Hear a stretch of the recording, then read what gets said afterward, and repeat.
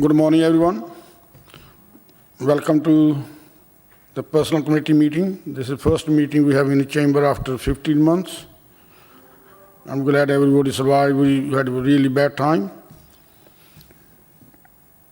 Any apology? I know we got apology from Councillor Pandey. We also have apologies for Lga Mot and Councillor Iyer. Thank you. Thank you. And there is no late item to be introduced by the chair. Any declaration of interest? No. Item 4, minutes of the meeting held on 15th April 2021. Any matter rising on page 1? Page 2?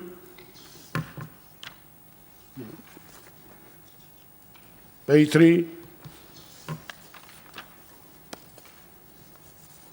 Page 4? No. Page 5? And page 6? If none, can somebody move the minutes accurate? Yep. Thank you. Item 5, apprenticeship project update. Morning, Chair. Yeah, done. Yeah, thank you. Good morning. This is a paper that is regularly submitted to the committee to give an update on the apprenticeship project. The key areas that I will be talking about today are the levy spend to date up till the 11th of June of this year, and also update on key areas of work streams, and to update the committee on the creation of the new Employment and Skills Board. The reasons for bringing the paper to the committee are to ensure that the Personnel Committee are fully aware of the current position of the apprenticeship programme and the project. So moving to the supporting information and 4.1, the apprenticeship project current priorities. Just to give an update on the COVID impact, again, as we are all aware, the step 4 of the roadmap has now been moved back. So that has had a further impact on the delivery models of our training. So most of our training providers are still delivering the training via remote, using workshops, using various electronic methods. So the only time that our students at the moment are going into facilities are for assessments and for exams. So all delivery at the moment is still being remotely delivered. This is working, in the majority of cases, this is working very, very well. As it's become more of a long-term situation, what we're finding is some of our, particularly our younger apprentices, are needing a little more further support, which we are engaging with those apprentices and providing that support as and when it is required. As you can imagine, distance learning along with remote working can sometimes be an awful lot to deal with, and sometimes the welfare of our students need to be taken into consideration, and we're making sure we put all the interventions in place that we need to be doing to support our students in that respect. So moving on to 4.12, Apprenticeship Successors. We recently had one of our social worker apprentices won Apprenticeship of the Year with Nottingham Trent University for, and it was Apprenticeship of the Year Award for Public Services. She did come into the council house and had a photo opportunity with the chief exec. Unfortunately, I know you invited her to the meeting today, but unfortunately she is training all day, delivering training all day today, so was very disappointed that she had to decline the invite. But I know she really would have liked to have been here. But yes, so it's that was a fantastic success for us. Also, we've had several of our management and leadership programme apprentices successfully complete their programmes with achieving very high grades as well. We've had some firsts and some distinctions for those people who are now completing their programmes. The majority of those completers are with Derby University, so that programme is very successful, very successful. And leading on from that, with our management and leadership programme, we have now looking for our next intake, September this year.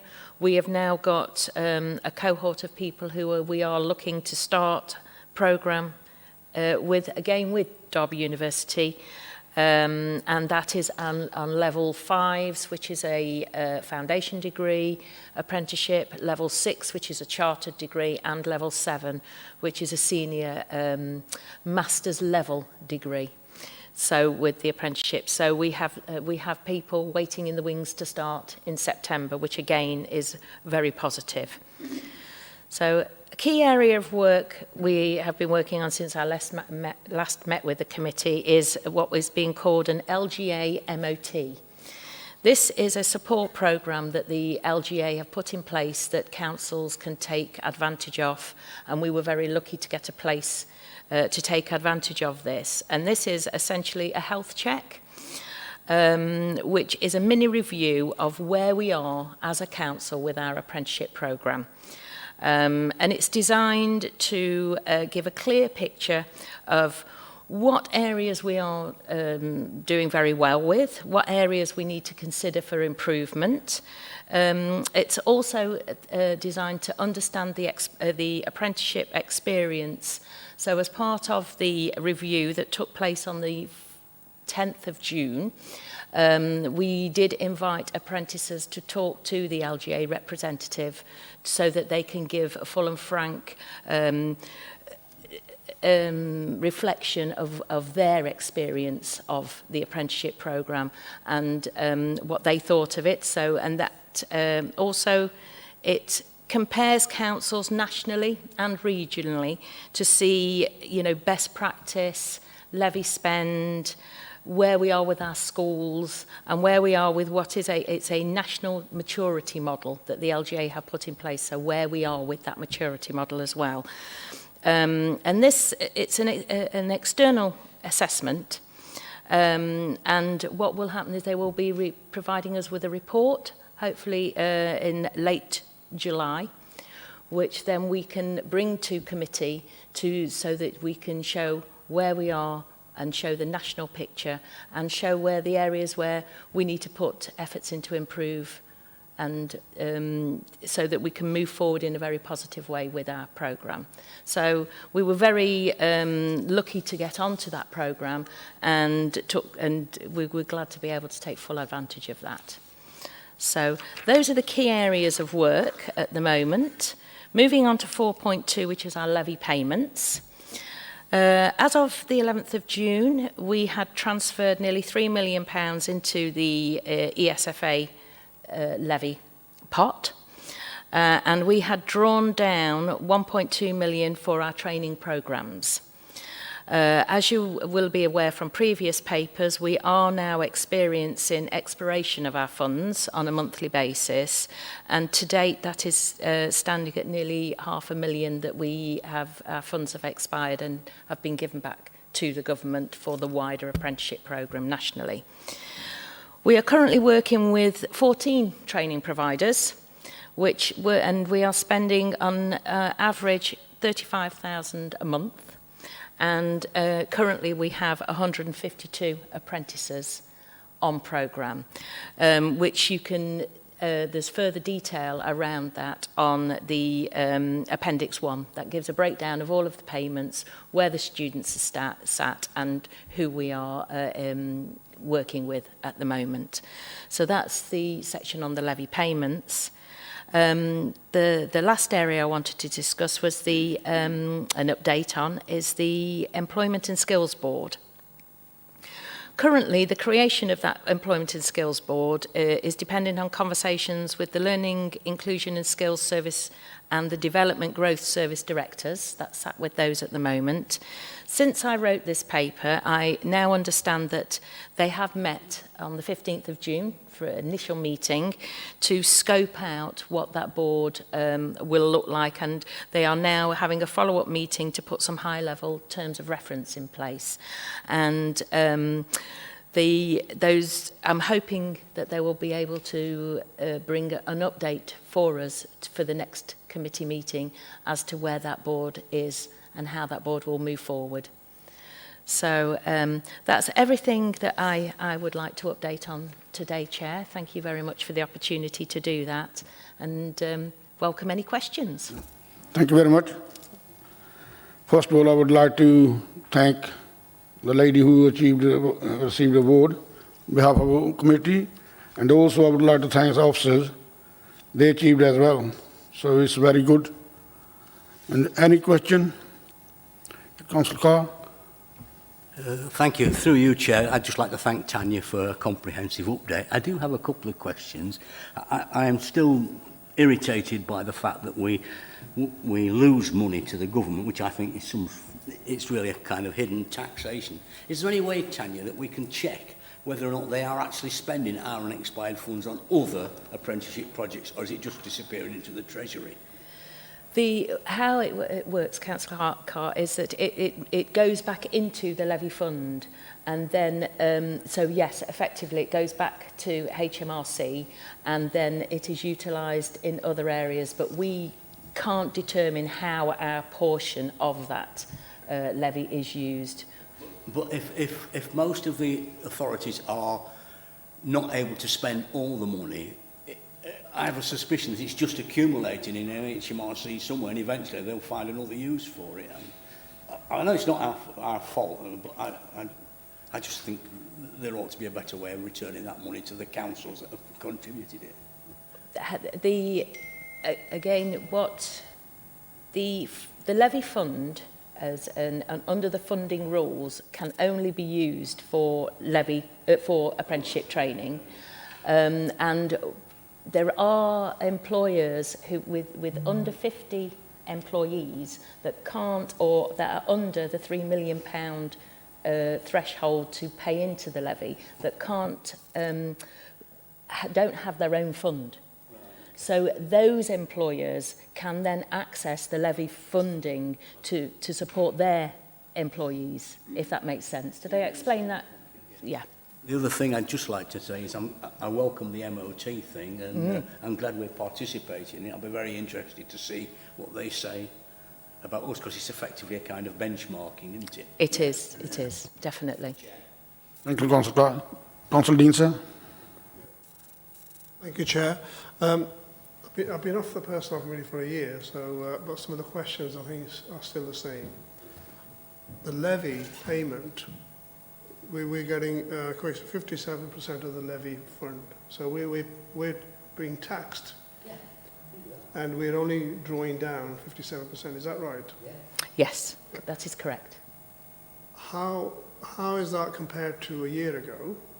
And what's the plans for the City Council to get back the money that we've been taken from us? So, you know, we're only getting back 57% of the levy that's been put on us. What plans have we got? What strategy have we got to move to 100%? And do we lose the money? So the 43%, which we haven't drawn, is that lost? Or lost to like other organisations who can't fund it themselves, or other things? Sorry? Well, thank you for your question, Councillor. The 43, how the expiration works is you have, when you put in your levy funding every month, you have 24 months to spend that amount. Yeah. So the rest of the 43% is still in the pot, ready to spend. Yeah. There will be expiration every month, but the plans we have in place, we are looking at further workforce development and how we can put career pathways in place to support succession planning across the organisation, also to look at skills gaps, our ageing, look at the demographics of our teams, where we have an ageing workforce, how can we bring in younger people into that to continue and keep the experience and knowledge we have within the council. So we are looking at how we can use the levy funding to do that. And we are also, there's a strategy in place where we work with children in care as well, how we can support children in care into the council and local businesses as well. Because you may recall we can transfer our levy to other organisations as well. We have got some successful transfers in place and we are going to be transferring more of our levy to local businesses. I'm working with 2 businesses at the moment and hopefully we can get those transfers in place. So to support the recovery of the city as well as spend it internally, because like you say, we definitely want to be utilising more of this levy. Chair, just, I've got another question, but just to follow up on that one. Yeah. Do you think then, there's a lag, there's 12 months, 24 months lag in terms of taking money from us and then our ability to draw down and expire the funding that we spend or we get from government? Is that something that we would want to sort of close the gap and sort of get more coming back, or spending more of it for us here in the city? We do, yes. We want to get further away from the expiration dates, definitely. Right. So with that, I think initially, and I think if we go back historically, we did have issues to start with, a number of issues of being able to spend the levy effectively. Namely, the apprenticeships programs were not in place. Training providers were not ready to deliver. So we called on the government to remove that first 24 months and make it 36 months. But the government declined that and would not allow that because, yes, it did take us a while to get the programme underway for numerous reasons. So, yes, we are now, in effect, playing catch-up, if you like, to try and move that 24 months further back. But yes, we are making every effort to do that. I mean, Chair, it would be helpful in a future meeting to sort of get a bit more of a plan, longer-term plan about how you do, what your projections are and how you're going to get closer, what your strategy is. That would be helpful in the future. We have got the two-year strategy in place, which I have brought to the committee in the past. Yeah. But we are at a point that now needs refreshing. That needs refreshing alongside the bigger workforce development plan. So we are looking within organisational development at our recovery plan, our workforce development plan, and how the levy fits into that. Thank you. The second question, Chair, is on 4.32, the skills board. You did say have we got a date when that's going to be set up? Because there's a number of important actions that we got against that board. There's 3 there to carry forward. They're all very important. Yes. Have we got a date when the skills board is going to be set up, and who's going to be? What's the membership of the skills board? The membership of the skills board. The initial meeting, shall I say, was the Director of Learning and Inclusion was on the board and the Director of Economic Growth. They are the responsible officers for the board. We also had the Head of Service for Adult Learning on there and the Head of Service for Economic Growth, and we also had Councillor Williams on there as well. She is the chair. As a cabinet member. As a cabinet member. Yeah. She is the chair. I understand there is a follow-up meeting in place, and so as soon as I get feedback from that follow-up meeting, I can give you a further update. But at this point in time, the responsible officers for that board are the 2 directors that... Right. So did you say there is a date for the meeting of the board? I haven't got it. They met on the 15th of June, and I know there's a follow-up meeting, but I don't know what that date is of the follow-up meeting. Chair, it would be really helpful for us to understand when the board is meeting, because some of the major actions here on 4.32 happen without the board meeting, and then for us to get feedback on that to see how they're progressing, so we can actually challenge. Tanya, can we have that on the next meeting? Yeah, I can, yes, we can ask for that from the, I can go away and take that action away. I can think it's take that urgent because, action. Yeah, yeah. it's- I don't know how long it's been waiting to be set up and have a meeting, and if there are important Yeah. actions, we need to progress fairly quickly. Yes, I can take that action away and ask them to give an update for the next committee meeting. No, Thank you, Chair. Any more questions, Councillor? No. Councillor Peck? For the Newbury community, is the Lga Mot working in Ofsted? It's not part of an Ofsted inspection. No. Is it similar in scope and Yes, it is similar in scope. There's similar questioning lines, yes, around that. And as I say, with bringing in the apprentices and bringing in the managers so that they could speak freely to the representative as well, so they could get a rounded picture of the experiences. So yes, in that respect, yes. thank you. Another question is really counted into the sort of preemptive this question, but to do with the levy payments.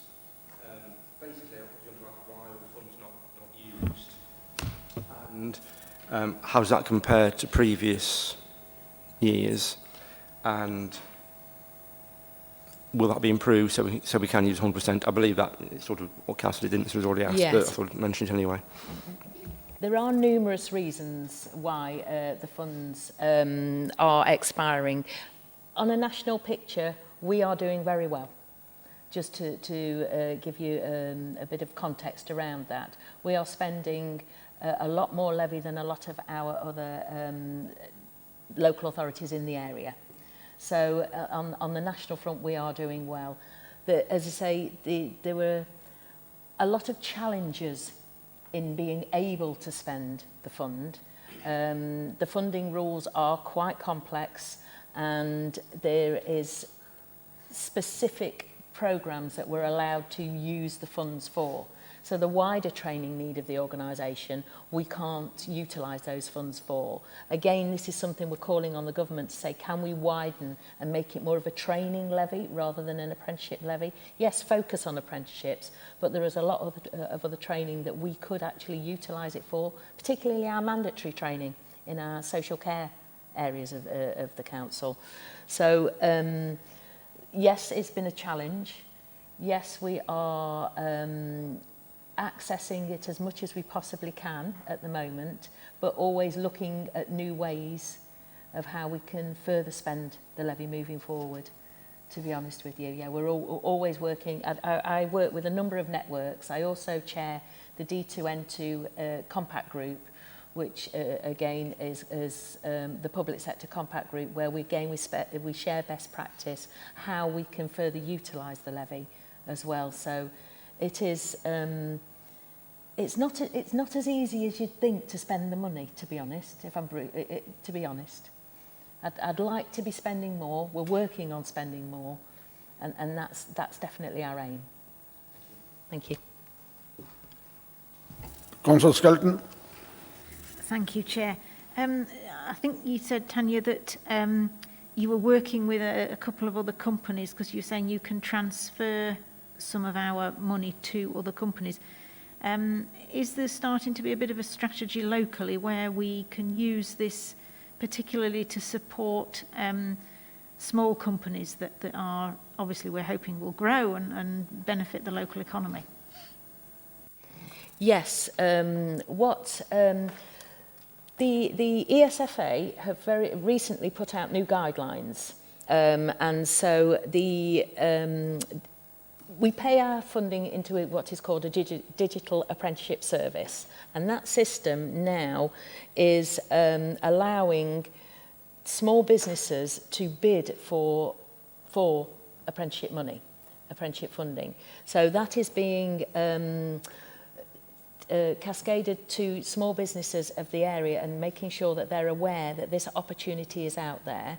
So it's like a brokerage service. They will bid and we will say, yes, we want to give you the money. So they've now got a mechanism to access the levy. That actually comes, well, I say now, that comes in August of this year.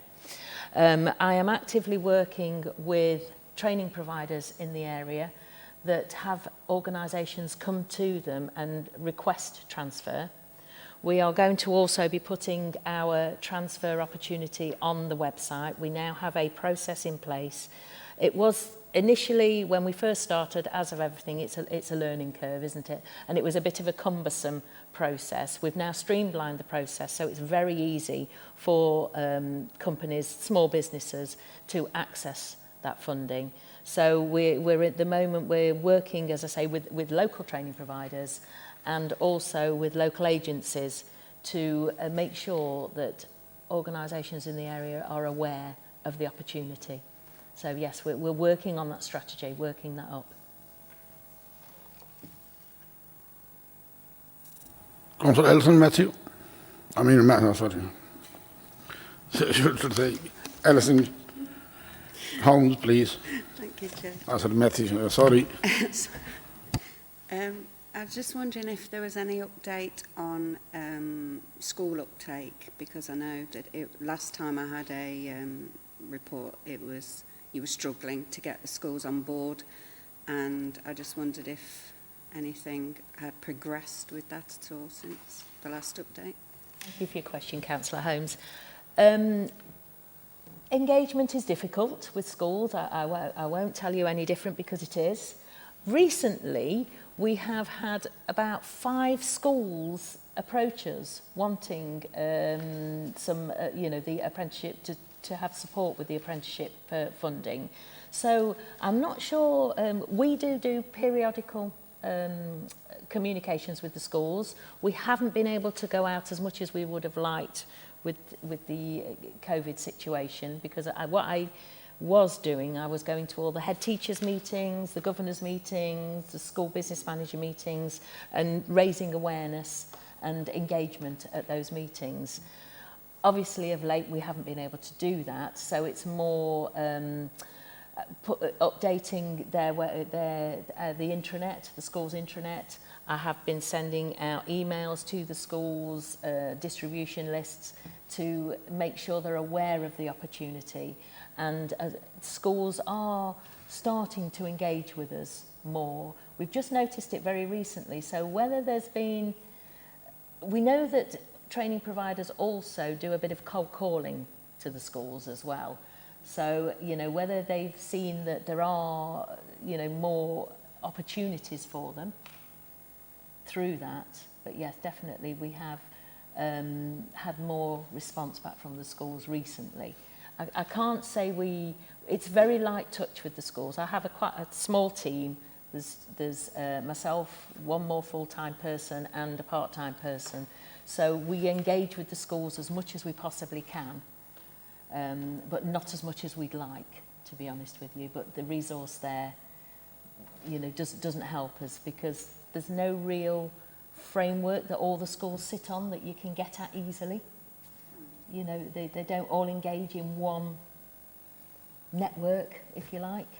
So it does make life a little more difficult, but we engage as much as we possibly can.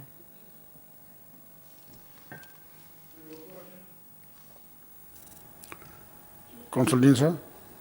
Just really to see whether this committee could help the officers or the council with any support regarding, or any ideas you have about the challenge about trying to get more flexibility in the use of the levy. Government, are there things we could do as a committee to help? Because clearly the rules don't allow us to maximise the use of the levy that's put on us to bring back and spend in the city council, but more importantly spend wider in the city as a whole. And Chair, it's just a question for the officers for now or later, say, is there anything we can do as a committee to help support their work in trying to we're more than willing to draw down? No problem. Thank you for the question. We have written in the past, the committee has written to the ESFA and the government policymakers in the past. We have done that. We also as local authorities, we have a lot of surveys that come through from the LGA, and the LGA have acted as our voice to the ESFA and to the government to try and change the funding rules. Some have been changed, I will add, but some of the fundamental rules that don't support with the flexibility, they haven't been changed. So in the past, we have tried that, definitely. That's not to say we couldn't try it again. I think it's always, a good idea. Chair, could I leave it with you, with the officers, to Yep. work out another submission? We will liaise, yeah, we'll do To this. send off. Yeah. Thank you. Any Thank more you. questions? No? Thank you, Tanya, for presenting the report and answering the questions. Thank you very much. Thank you, Chair. Now we move to item number 6, attendance. Yeah. Oh, yeah, sorry. Sorry. Recommendations 2.1, to know the update on our apprenticeship project and the current key area of work. We approve. Yeah. 2.2, yes? 2.3, yeah. Thank you. Sorry about that. Item number 6, attendance management, Q4 and 2021. Outturn. Sorry, Chair. Yeah, I agree with the recommendation, but we asked some questions or actions. Would they be, That's will be presented next committee. Yeah. Would they be all captured, or do they need to be into a recommendation? They'll be in the minutes. If you want them as a That's formal fine. recommendation, you can do that. Yeah, that's as long as they're not lost. Yeah.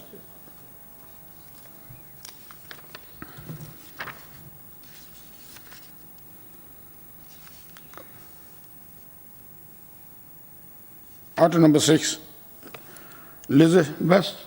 Yes, Yeah, good morning, please. Chair. This is again another regular report presented at each Personnel Committee. Now, this quarter is a combined report which outlines the Q4 performance and the outturn for the whole year 2021. The committee is asked to approve the recommendations which are in your report at 2.1 to 2.3. To note at 2.1 that the Council's performance on attendance management Q4 for 2021 was 2.54 days lost for each full-time equivalent colleague against a target of 2.36 days lost per FTE for the period. To note, the Council's outturn for the year 2021 was 10.47 FTE days lost against a target of 9.4. And at 2.3, to note that if the COVID-19 suspected and confirmed illnesses were removed from the attendance management data, the outturn would be 8.94 FTE days lost, and the Council would have achieved its attendance target of 9.4 FTE days. If I could just now point to some highlights from the supporting information, if I may, at 4.1 of the report, starting with Q4's performance. As you'll see, the ranking with regard to absence reasons changed around in Q4 compared to Q3, with coronavirus absences being the highest absence reason in this quarter. Perhaps this is not surprising when considering this was in January to March in the winter and when we were at a particularly high point of the pandemic. It is encouraging, hopefully, to note that we did see a decrease in stress and anxiety related absences in Q4 of over 6% compared to Q3, and the actual cases identified in Q4 relating to stress and anxiety were 84 against an actual number of 104 in Q3. Overall, there was a slight decrease in overall days lost in Q4 against Q3 of 0.3%. Now, if I may, I'd just like to move on quickly to some points with regard to the outturn for the year for 2021. The outturn for 2021 shows, the outturn this year against 2019-20 does show an improvement in overall days lost, with 10.47 days lost overall against 12.78 days lost in 2019-20. Now, as I mentioned in the report, this is notable when we have been in a global pandemic this year, and managers continue to be accountable for managing their attendance effectively with the support of the HR team. Included in the report, as you will see, is a table to show the performance across each of the directorates in 2019-20 against 2020-21. Significant effort has been made to provide colleagues, many of whom have been working from home, with an extensive wellbeing offer, including the support of the Employee Assistance Programme. And I am aware, Chair, that a previous report on the usage of the EAP has been previously brought and presented to the Personnel Committee. Finally, if I may, Chair, I would just like to draw out some salient points from section 4.2, the wellbeing approach. As you'll see, we have hosted another of our continuing online programme of positive psychology with our external partner, with homeschooling being the subject earlier in the year, which for many of our employees was very apt and very useful. These sessions are all recorded, therefore if a colleague cannot attend the actual event, they are able to be viewed online for up to 15 days after the event. We continue to review and make amendments to our wellbeing pages on iDerby, and we have just recently added something called a Need Support Now button. What this does, it reduces the time it may take colleagues to navigate the system and access the information. They can just literally press the information to get the contact details and information that they may need. Finally, we have currently 194 mental health first aiders within the Council, and our colleagues in organisational development have conducted a review of activity within this area. And one of the things this review has also done is provided us with the opportunity to consider repositioning the role in line with expected future demands in the continually changing world over the next coming months. Thank you for your time. A brief whistle-stop tour of the report. I think the summary is for all of us is that we are by no means complacent with regard to attendance management, but I do hope that the report does present some positive outcomes and information. Happy to answer any questions you may have and ask if you're able to approve the recommendations. Thank you, Liz. Any questions, Liz? No? Okay. Are we all agreed? Recommendation 2.1? Yeah, thank you. 2.2? 2.3? Thank you very much. So we'll conclude the meeting. And I would like to thank the officers and fellow councillors for coming down. And